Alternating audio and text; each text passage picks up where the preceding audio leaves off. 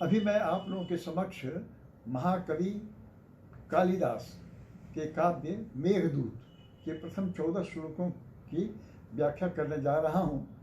आप इसे लाइक करेंगे और इस चैनल को सब्सक्राइब करेंगे। हाँ,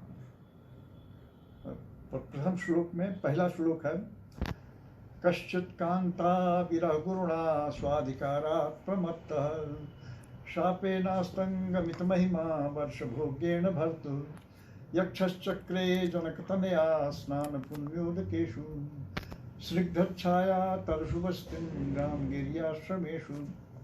कहते हैं कि वह यक्ष जो विरही यक्ष जो था, जिसको कुबेर ने, उसके स्वामी कुबेर ने श्राप दिया था 1 वर्ष के वनवास के लिए। वो पत्नी के प्रेम, जिस पत्नी के प्रेम के कारण उसने अपने कर्तव्यों से चूक किया था, उसी के कारण उसके स्वामी कुबेर ने कहा कि तुम अपनी उस प्रिया से 1 वर्ष के लिए तुम अलग रहोगे, क्योंकि तुमने उसके कारण हमारे पूजा आदि की सामग्री इकट्ठा करने में तुमने चूक की है, तो तुम्हें इस अपराध के लिए तुम्हें यह सजा दी जाती है कि तुम 1 वर्ष तक अपनी प्रिया से अलग रहोगे। तो उसी वक्त वो जब ये एक समय का शापित समय जब काट रहा था, तो उसने अपने प्रिया को याद किया, अपने प्रिया को याद किया, और ये उसकी याद में, उसकी विरह वेदना में तड़प करके वह अपने भाव जो है ना उसको व्यक्त करने लगा, और मेघ के द्वारा अपने संदेश को उसने भेजा। मेघ तो बिल्कुल अचेतन वस्तु है, लेकिन उसको भी उसका ध्यान नहीं रहा कि एक चेतन व्यक्ति कैसे संदेश ले जाएगा, तो उसने संदेश उसी के द्वारा भेजना प्रारंभ किया। इसके संबंध में आगे श्लोक आएगा जिसका कि विस्तार किया जाएगा। तो कहते हैं, कश्चित् कांता विरह गुरुणा स्वाधिकारात् प्रमत्तः। कोई कांता, कोई यक्ष अपनी कांता, अपने प्रिया से अपने स्वामी के शाप के कारण व्युक्त होकर के 1 वर्ष तक के लिए वो प्रवास का समय काट रहा था। इसी समय में उसने उसकी प्रिया की याद की, तो कहा रामगिरी के पर्वत पर वो 1 साल के लिए वो बस रहा था, जहाँ सरोवर में, जहाँ प्रसिद्ध एक सरोवर में जानकी जी ने वनवास जाते समय, वो राम के वनवास जाते समय उन्होंने अपना स्नान किया होगा, उसी का वर्णन है। स्निग्ध छाया तरस बस्तिन रामगिरी आश्रमेषु। तो वो बस, तो ये पहला श्लोक है। उसके बाद दूसरा श्लोक है, तस्मिन् नद्रो कचिदप्ला विप्रयुक्त सकामी नित्वामासान कनक बलय भ्रंश रिक्त प्रकोष्ठ आषाढ़स्य प्रथम दिवसे मेघमाश्लिशानुं वप्र क्रीड़ा परिणत प्रेक्षणीयम ददर्श। तस्मिन् नद्रो, मतलब उस अद्रव, अद्रि कहते हैं पर्वत को, तो अद्रव मतलब पर्वत पर। तस्मिन् अद्रव, उस पर्वत पर। किस पर्वत पर? रामगिरी पर्वत पर। तस्मिन् अद्रव कचिदिदप्लावियुक्त सकामी, वो जो कामी विप्रयुक्त, अपनी प्रिया के वियोग में जो तड़प रहा था, वो विप्रयुक्त सकामी, वो कामी पुरुष, वो यक्ष जो था। तस्मिन् अद्रव कचिदिदप्लावियुक्त सकामी नृत्वामासान कनक बलय भ्रंश। वो अपने प्रिया के वियोग में इतना दुबला हो गया, समझे, इतना दुबला हो गया कि उसकी बाहें पतली हो गईं, और जो बलय जो उसने बाजू में अपने बाह में बलय ऊपर पहन रखा था, वो सड़क करके नीचे गिर गया। वो तो वो भ्रंश लिखता प्रकोष्ठ, उसका वो उसकी पतली बाह होने के कारण वो नीचे गिर गया। भ्रंश लिखता प्रकोष्ठ। आषाढ़स्य प्रथम दिवस, ऐसे यक्ष ने आषाढ़ के प्रथम दिवस को, आषाढ़ में चूंकि वर्षा ऋतु प्रारंभ होती है, तो पहले दिन जो बादल घुमड़ के आए, तो उसको देखा उसने। तस्मिन् अद्रव कचिदप्लावियुक्त आषाढ़स्य प्रथम दिवसे मेघमाश्लिशानुं वप्र क्रीड़ा परिणत गज प्रेक्षणीयम ददर्श। वो मेघ कैसा था, दिखाई देता था आकाश में, मानो वप्र क्रीड़ा कर रहा हो कोई हाथी की वप्र क्रीड़ा होती है, जो वो मिट्टी में अपने चूड़ों को दबा करके या ऐसे सही से में मिट्टी फेंक करके वो खेल करता है, वही उसी को वप्र क्रीड़ा कहते हैं। तो उसी तरह का दृश्य कुछ आकाश में उस मेघ के द्वारा उपस्थित हुआ था। तो वप्र क्रीड़ा परिणत प्रेक्षणीयम ददर्श, वो ऐसा दर्शनीय मेघ था कि दर्शनीय मेघ था कि यक्ष ने भी उसको देखा और देख करके बड़ा ही उसको कुतूहल हुआ।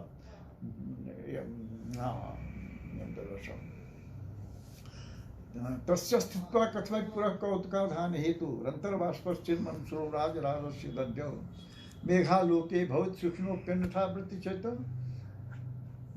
कंठाश्लेष प्रयंजने किम पुनर्दूर संस्थित। तस्य स्थित्वा कथम पुरः कौतुकाधान हेतु, वहाँ उस पर्वत पर रहते हुए उसने क्या किया कि कंठाश्लेष प्रणय जने पिंड उसका विरह से, उसका प्रेम से आतुर हृदय बड़ा ही व्याकुल हो गया। मैंने तो कहते हैं, कालिदास कहते हैं कि जब सुखिनोप्यन्यथा वृत्ति चेता, सुखी व्यक्ति जो है मतलब कि अपने प्रियाओं से अलग नहीं है, उनके साथ है, उनके साथ रहते हुए भी जब उनका हृदय बड़ा ही कुतूहल बस प्रेम से आह्लादित हो जाता है, तो जो कि अपने अपने प्रिया से जो युक्त है, जो अलग है, उसका हृदय कैसा होता होगा, उसकी बात को, उसका क्या कहना। ये कहता तस्मिन् तस्तित्वा कथम पुरः कौतुकाधान हेतु रंतर्बाष्पश्चिन्मंसुराज दद्यो मेघालोके बहुत सुखनोप्यन्यथा वृत्ति चेता, सुखी व्यक्ति भी का भी हृदय जो विचलित हो जाता है अनता। और कंठाश्लेष प्रणयजने किम पुनर्दूर संस्थित, जो अपने प्रिया से आलिंगनबद्ध है, उनकी हालत है, तो वियोगी की क्या हालत होगी। फिर आगे कहते हैं प्रत्यासन, चौथा श्लोक, प्रत्यासन्ने नभस्दयिता जीवितालंबनार्थी जीमूतेन स्वकुशलमयी भारिष्यन् प्रवृत्तिं सप्रत्यग्रह कुटज कुसुमय कल्पितार्घाय तस्मै पीता प्रीति प्रमुख वचनम स्वागतम व्याजहार। तो उसने कहा कि अब वो यक्ष जो है सो अब मेघ को अपना संदेश देने की तैयारी कर रहा है। इसके लिए उसने क्या किया, प्रत्यासन्ने नभस्दयिता दीविता, जब देखा उसने कि आकाश में वो विरही प्राणियों को जीवन दान देने के लिए मेघ की उपस्थिति हो चुकी है, तो नभस्दयिता जीविता लम्नार्थी जीमूते न स्वकुशल में हारिश, तो अपने कुशल को भेजने के लिए उसी को माध्यम अपना बनाया। हारिशन प्रवृत्ति कैसे कैसे किया उसने, सब प्रत्यग्रह कुटज कुसुमय, चमेली के फूलों को अपने अंजलि में रख करके उसको अर्पित किया, उस मेघ को अर्पित किया।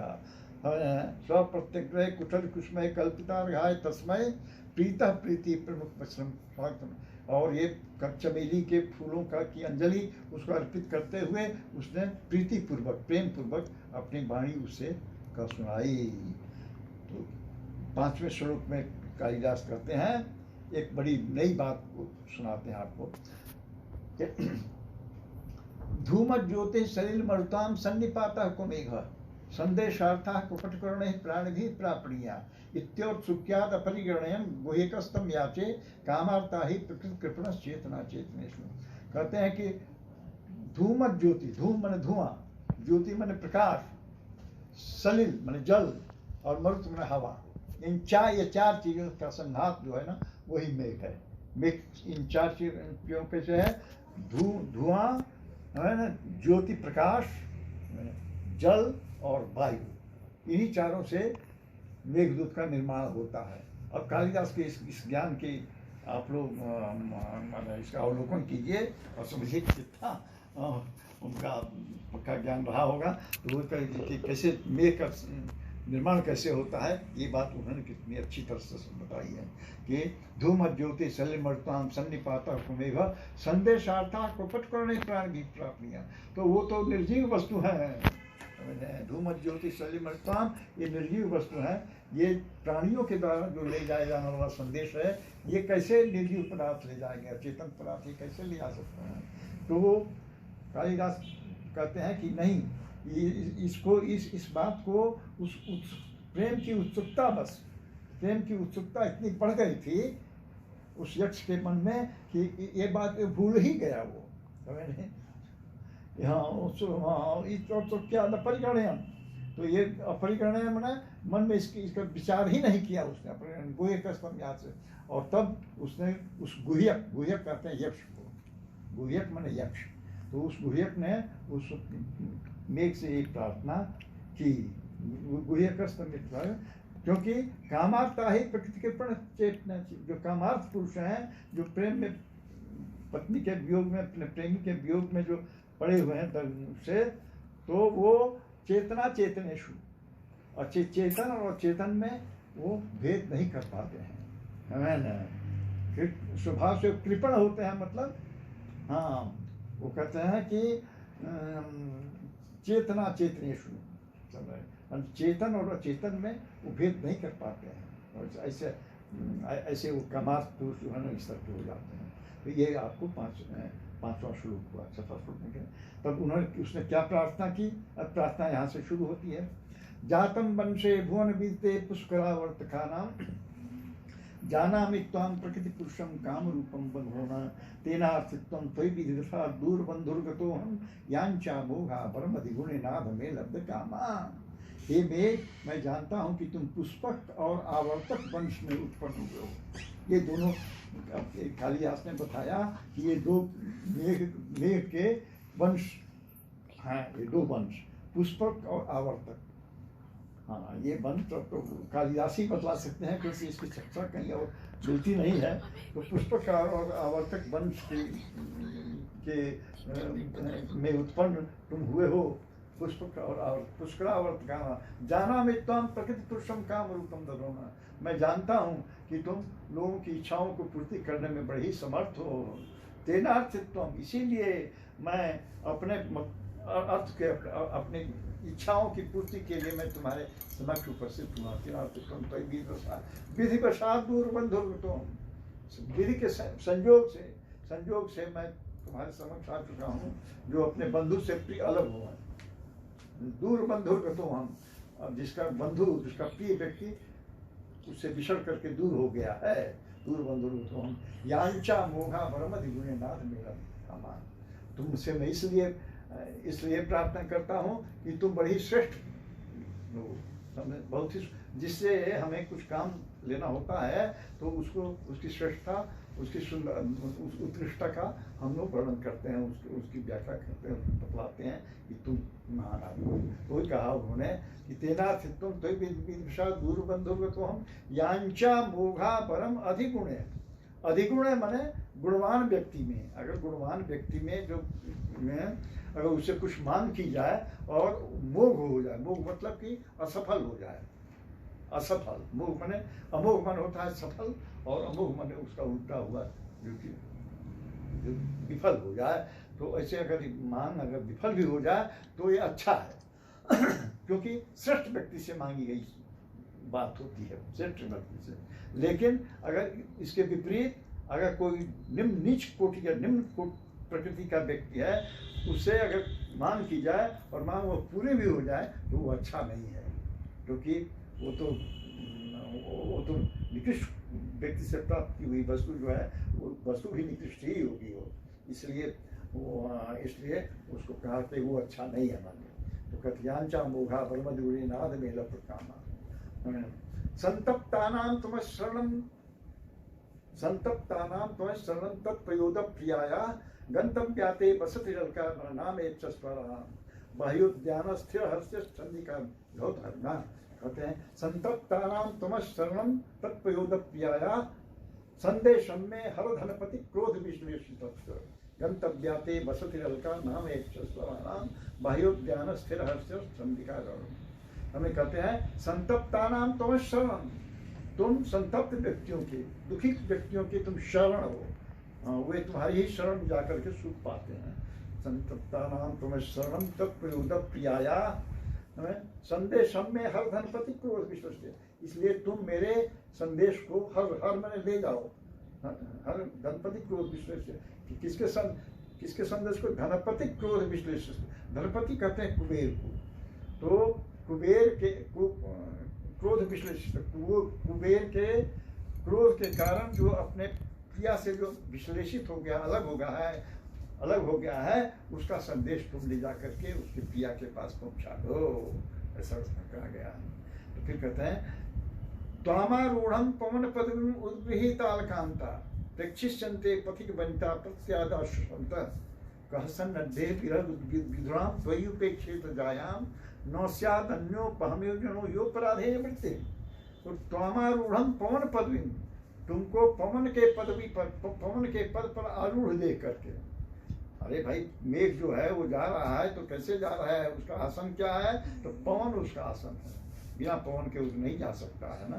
तो और जैसे कोई विमान में बैठ करके उड़ के जाए, तो वो विमान में बैठ कर जो उठ जाता है, तो विमान उसका आश्रय होगा कि विमान पर बैठा हुआ, तो वो मेघ के लिए वो विमान की तरह से वो होगा पवन, पवन पर बैठ करके वो जा रहा। तो वैसे वही करते हैं कि त्वामारूढ़ं पवन पदवीं, तुमको पवन के पद पर बैठा हुआ देख करके पवन पदवीं उद्गृहीतालकांता, जो वहाँ की नारियां, अलकापुरी की जो नारियां होंगी सुंदरियां, जो अपने जिनके पति परदेश हो गए हैं, और तुम्हारे आने पर, मेघ के आने पर, मैंने वर्षा ऋतु में उनके पति जो है ना, प्रेमिकाओं के पति जो है ना घर वापस आ जाते हैं वर्षा ऋतु में, तो वो उसका इंतजार करती होंगी, बड़ी बेसब्री से वो उनका इंतजार करेंगी, और तुमको बड़े ध्यान से देखेंगी, बड़ी उत्कृष्टता से, उत्कंठा से तुम्हें देखेंगी कि हाँ मेघ आ गया, अब मेरे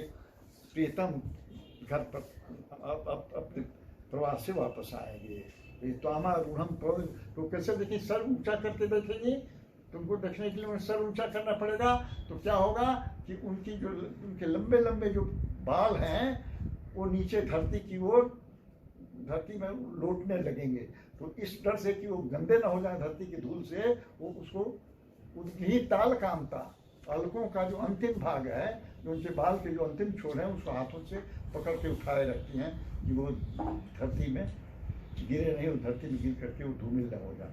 तो ये कहता है उद्गृहीतालकांता प्रेक्षिष्यन्ते पथिक पंचा प्रत्यादर्शन, वो देखेंगे नहीं, तुमको बड़े विश्वास के साथ देखेंगे। कहसन देवी तो ये अपेक्षा जाए नौ से, क्योंकि जो प्रवासी व्यक्ति है वो अपनी जाया, अपने पति को कैसे छोड़ सकता है, कैसे उसका त्याग कर सकता है। हमारे तरह से, मेरे तरह से तो कोई शापित व्यक्ति है नहीं, एक मैं ही ऐसा अभागा हूँ, मैं ही अपने स्वामी के श्राप से ऐसा प्रताड़ित हो गया हूँ कि मैं उससे अलग हूँ, मैं नहीं जा सकता हूँ इस समय में, मेरी पत्नी मेरा इंतजार नहीं कर सकती है, क्योंकि ये श्राप 1 साल के लिए है, और ये काम है। अब कहते हैं मंदम मंदम नुदति पवनश्चानुकूलो यथा त्वां वामश्चायं नदति मधुरम चातकस्ते सुगंध गर्भाधान क्षय परिचयान न्यूनमाबद्धमाला सेवी संते नयन सुधुम केवंतम बलाका। मंदम मंदम नुदति पवन, ये जो मेघदूत के का जो श्लोक है, ये मंदाक्रांता छंद में है, ये मंदाक्रांता छंद, जैसे बरहा पीडम कर्णयो कर्णिकारम बिभ्रत भाषा कनक कक्षम वैजयंतीं चमालां रंध्रान वेणु रसर सुधया पूरेन गोप वृंदारण्यम सुफतरणं प्राविशद। ये भागवत का श्लोक है, तो ये भी मंदाक्रांता छंद में, तो कालिदास ने पूरी मंदाक्रांता छंद में ही मेघदूत का निर्माण किया है। तो कहते मंदम मंदम नुदित पवनश्चानुकूलो यथा त्वां वामश्चायं नत मधुरम चात कस्ते सुगंध। मैंने मंद मंद हवाई चल रही है, और बाहर बड़ा ही सुखद मौसम है, और ये बलाका जो बगले पक्षी जो ऊपर उड़ रहे हैं, उनके गर्भाधान करने का एक समय है, क्षण में वो उसका करते हुए, उसका सुख लेते हुए गर्भाधान क्षण बच्चा नूनमा बदना सेवी संते नयन सुगम ते, वो तुमको अपने आंखों से देखेंगे और तुम्हें सुख देंगे, खुद सुख लेंगे और तुम्हें भी सुख देंगे। ये मन तो फिर आगे कहा उन्होंने ताम चावश्यम दिवस गणना तत्पराम एक पत्नी अव्यापन्नाम अभित गति दक्षिण भ्रातृजायाम आशा बंध कुसुम सदृश प्रायशो यंगमानाम सद्य पाति प्रणय विप्रयोगे रुणति।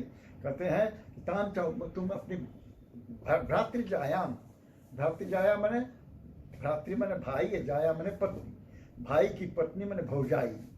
और घर में देखते हैं तो अपने पत्नी को कहता है कि मेघ तुम्हारी भौजाई, मेरी पत्नी जो मेरी प्रिया मैंने प्रेमिका जो है वो तुम्हारी भौजाई हुई, तो तुम अपनी भातृजाया को ताम चावश्यम कैसे देखोगे, दिवस गणना तत्पराम, दिन की वो गिनती करेंगी कि 1 साल हो गया, इस साल में इतना, 1 साल तक भी हो गए, 1 साल में इतने दिन कट गए, इतने दिन बीत गए, अब इतने दिन रह गए, है ना, हाँ अब इतने दिन रह गए, इससे दिनों के बाद हमारे प्रियतम आएंगे, आदि आदि, इसी गणना में वो तत्पर उल्लीन रहती होगी, है ना।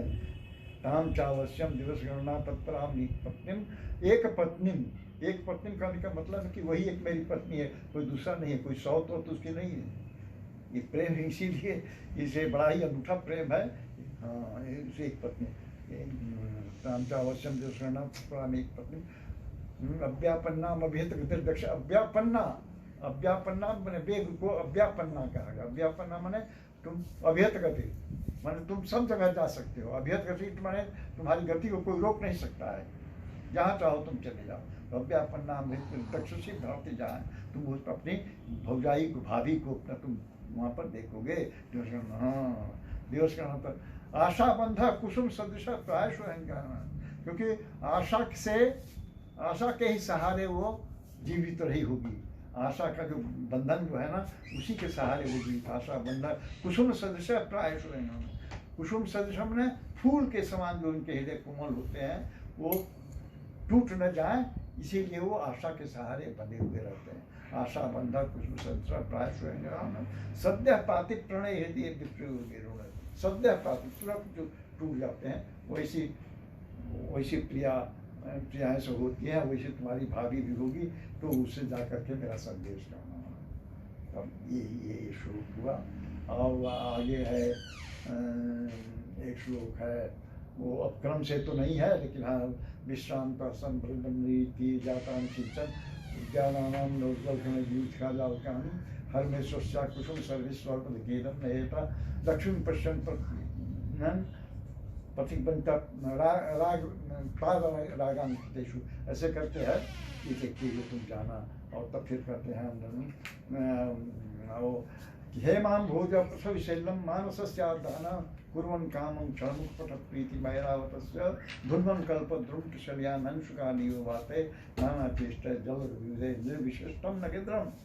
हमें कहते हैं कि वो हे माम भोज प्रसव शैलम, हे हेम मन का सोना, हे मन सोना, हेमाम भोज सोने का कमल, तो सोने का कमल, हेमाम भोज प्रसवी सलिलम, जो सोने की कमल को उत्पन्न करने वाला जिसका जल है मानसरोवर, मानसरोवर के जल से सोने के कमल उत्पन्न होते हैं, ऐसी कल्पना की है कभी ने। तो हेमाम भोज प्रसवी सलिलम मानस, उस मानसरोवर के जल को तुम लेते हुए जाओगे, मानस से आदाना कुर्वन् कामम क्षणमुख पट प्रीति मैरावतस्य, और जो स्वर्ग का जो ऐरावत हाथी है इंद्र का, समझने, उसके मुख के सामने से तुम गुजरना, थोड़ी देर के लिए उसके मुख पट का काम करना। मुख पट करते हैं रुमाल को, तो रुमाल का तुम काम करते हो, वही कहते हैं क्षणमुख पट प्रीति मैरावतस्य धुन्वन् कल्प ध्रुव किसल्यान अंशकालियो। और वहाँ जो कल्प वृक्ष है स्वर्ग में, तो कल्प वृक्ष के किसले कोमल कोमल पत्तों को धुन्वन् ढूंढते हुए जाओगे। वो जो अनुष्का नहीं, जैसे रेशमी कपड़ा जो धुन करके जो हिलता है, उसी तरह से वो उनको भी हिलाते हुए तो ध्रुवन कल्प ध्रुव किसल्यान अनुष्का नहीं। और इसी तरह से नाना चेष्टा गिरिश जल दे निर्विशेषण, इसी प्रकार की नाना प्रकार की चेष्टाएं करते हुए तुम जा करके उस पर्वत को, रामगिरी पर्वत पर तुम ना उसका भोग करना, नाना चेष्टा निर्विशस्तम नगेंद्रम, उस पर तुम वास कर, निर्विश वास करना। तो ये कहा उन्होंने। तो कहते हैं कि अब दूसरे मेघदूत का एक श्लोक है, दूसरे उत्तरार्ध में का कहते हैं हस्ते लीला, अलकापुरी का वर्णन है कि अलकापुरी के कैसे होती हैं। तो जब देखिए इस श्लोक में कालिदास ने कितना माने चमत्कारपूर्ण ढंग से वर्णन किया है, चमत्कारपूर्ण ढंग से। क्या चमत्कार है इसमें कि अब उन्होंने ये नहीं कहा कि अलकापुरी में कैसा मौसम होता है, वहाँ की ऋतुएं कैसी होती हैं। कहना ये है उनको कि अलकापुरी ऐसी जगह है, ऐसा स्थान है कि जहाँ पर साल की 6 ऋतुएं एक साथ वहाँ उपस्थित होती हैं। हम लोग के यहाँ तो 6 ऋतुएं, 2-2 महीने का हर की ऋतुएं होती हैं, लेकिन वहाँ पर अलकापुरी में ऐसे है कि नहीं, 6 ऋतुएं, जाड़ा, गर्मी, बरसात, शिशिर, हेमंत, बसंत, जो है ना 6 ऋतुएं होती हैं। तो 6 ऋतुएं एक साथ हैं। तो ये नहीं, तो ऐसा उनका कहना है, ऐसा मानना है। लेकिन ये बात ऐसे नहीं कहते हैं। कहते हैं क्या कि वहाँ की न जाओगे तो अलकापुरी की नारियों के हाथ में जो है ना, हंसते लीला कमल मल के, हाथों में कमल, नील कमल का फूल होगा। ये फूल शिशिर ऋतु में उत्पन्न होता है, शरद ऋतु में उत्पन्न होता है। हंसते लीला कमल मल के बाल कुंदान बिंद, और बाल कुंद कली, कुंद का जो फूल है, कली जो है ना, उसके शरद के बाद शिशिर जो आता है, उसमें उसकी उत्पत्ति होती है। हाँ, बाल कुंदान, हम हंसते लीला कमल मल के बाल कुंदान बिंदम मीता रुद्र प्रसव रसाम। और उसके बाद के ऋतु में जो आती है हेमंत, तो उसमें ये होता है लोध्र पुष्प उत्पन्न होता है। लोध्र पुष्प एक प्रकार का फूल है जिसका पराग होता है, और उस पराग माने कि पाउडर की तरह से, हल्के पीले पाउडर की तरह से वो उसका पराग होता है। तो वहाँ की नारियाँ जो अलकापुरी की, उसी के पराग को लेकर के अपने मुखों पर को लगाती हैं, जिससे उनका सौंदर्य बढ़ता है। आजकल की तरह से कोई पाउडर वहाँ तो पहले तो नहीं बनता था उस समय, तो वही उसी को पराग के रूप में वो, हाँ, तो वही कहा उन्होंने कि लोग नीता लो द्रव रसा पांडता मानने से चूड़ा पासे नव कुर्बकम, और अपने जूड़ों में कुर्बक के फूल लगाती हैं। हाँ, जिसमें ये बसंत ऋतु में होता है। समझे, चूड़ा पासे नव गुण, चारु करने श्रीशम, और कानों में शीश, जो ग्रीष्म ऋतु में जो लगाया जाता है, जो होता है शीश ग्रीष्म ऋतु में, तो वो कहते हैं ये चारु करने शीशम। सीमांते चौतम यत्र नीपम, और अपने मांगों में वर्षा ऋतु में होने वाले कदम के फूल को लगाती हैं। इस प्रकार 6 ऋतुओं का वर्णन किया 6 प्रकार से। तो वही कहते हैं कि हस्ते लीला कमल मल के बाल कुंदान बिंदम नीता रुद्र प्रसव रसा पांडता मान्य श्री चूड़ा पासे नव कुर्बकम चारु करणे श्रीशम सीमांते चौतम यत्र नीपम बधूनाम। तो बस अब तो ये तो हो गया। उसके बाद बहुत लंबा कई श्लोक हैं, हमें 64 करीब लगभग 120 श्लोक हैं पूरे पूर्वार्ध लेकर के। तो एक श्लोक उसका मैं पढ़ देता हूँ। तन्वी श्यामा शिखर दर्शना। अब अलकापुरी के नारियों के शरीर का वर्णन किया गया है, उनका शरीर कैसा होगा, तो उसके शरीर की सुंदरता का वर्णन किया गया है। अब इसकी सुंदरता का वर्णन करने का उनका ढंग देखिए कालिदास का। तन्वी श्यामा शिखर दर्शना पक्व बिंबाधरुष्टि मध्य क्षामा चकित हरिणी प्रक्षणा निम्नाभि श्रोणी भावा दलसगमना स्तोक नम्रस्तनाभाम सा तत्स्या ज्योति विषय सृष्टिदार देवता। माने तन्वी माने दुबली पतली, तन्वी देह, हम कहते तनु माने देह होता है, तन माने देह होता है शरीर, लेकिन तो उसको तनु जो है ना तो पुलिंग है, और देह तो इससे भारी भरकम शब्द हो गया, लेकिन देह इसलिए होती है, ठीक उसका उल्टा। तो तन्वी श्यामा, तो उनका शरीर दुबला पतला होगा, और श्यामा मतलब सुंदर होगा। श्यामा मतलब सांवला भी होता है, श्यामा मतलब सुंदर होता है। उस तन्वी श्यामा शिखर दसना, शिखर के उनके जो दांत जो है ना सजे हुए, शिखर की तरह से उनके दांत सजे हुए होंगे। शिखर दसना पक्व बिंबाधर रोशनी, और पके हुए बिंबा फल करोड़े का फूल होता है, फल होता है ना, तो जैसे उसमें लाली रहती है उसी तरह पक्व बिंबाधर, उसी तरह का फल होता है बिंबा फल, तो उसी के रंग का उनके अधर होंगे। हमें पक्व बिंबाधर ओष्ठी, बिंबा अधर ओष्ठ, अधर माने नीचे वाले को अधर कहते हैं, ऊपर वाले को ओठ कहते हैं। तो अधर पक्व बिंबाधर ओष्ठी तन्वी श्यामा शिखर दसना पक्व बिंबाधर ओष्ठी मध्य क्षामा, और बीच में क्षामा माने पतली, कमर उसकी पतली होगी। मध्य क्षामा चकित हरणी प्रक्षणा, और चकित हरणी की तरह से, जैसे हिरण जो है ना इधर उधर चौंक करके जंगल में देखती है, कि कहाँ पर क्या है कैसे है, तो वैसे वो तो उसकी आंखें बड़ी सुंदर होती हैं, उसी तरह हरिणी की तरह से उसकी आंखें होंगी, तो वो देखती है चरित हरिणी प्रेक्षणा निम्न नाभि उसकी गहरी होगी, मोटी नाभि नहीं, वो मोटी नाभि तो क्रूरता का प्रतीक हो जाता है, लेकिन निम्न नाभि सुंदरता का प्रतीक होता है। निम्न नाभि, हाँ, सोनी भारादर्श गन्ना श्लोक सम्राष्ट्रमाभ्याम सातत्रस्याम ज्योति विषय सृष्टि देगा, तो वो वहाँ ऐसा होगा मानो कि ब्रह्मा ने अपने सृष्टि के आदि में शुरू में उसे बनाया है। पहले समझते हैं कि एक जगह आया है कि पार्वती जी के गंगाओं के निर्माण करने में ब्रह्मा ने सुंदरता की सारी सामग्री अपनी खर्च कर दी, तो बाकी अंगों को सुंदर अंगों को बनाने के लिए उनको सुंदरता के सामान जुटाने में बड़ा प्रयत्न करना पड़ा। तो वही समझाओ, उसी तरह की बात यहाँ भी है ना। तो इस तरह से ये श्लोक है, और तो ऐसे श्लोक तो और भरे पड़े हैं मेघदूत में जिनका